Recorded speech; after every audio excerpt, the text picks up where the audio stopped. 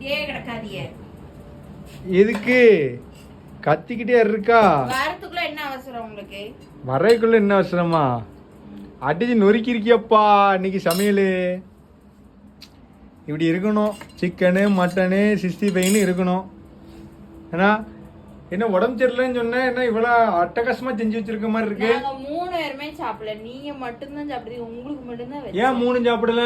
அவங்க 2 பேரும் சோறே சாப்பிடல. காய்ச்சல். நீ சோறு சாப்பிட்டியா? இல்ல. நீ சாப்பிட்டியா? உனக்கு காய்ச்சலா? அப்போ உங்க 3 பேருக்கு காய்ச்சல் இருந்தாலும் உங்களுக்கு சரியாகணும்னு சொல்லிட்டு இறைவன்கிட்ட வேண்டிட்டு நானும் சாப்பிட்றேன். உங்க 3 பேருக்கும் சரியாகணும்னு சொல்லிட்டு இறைவனை வேண்டிட்டு இந்த 65 சாப்பிடுதேன். சரியா?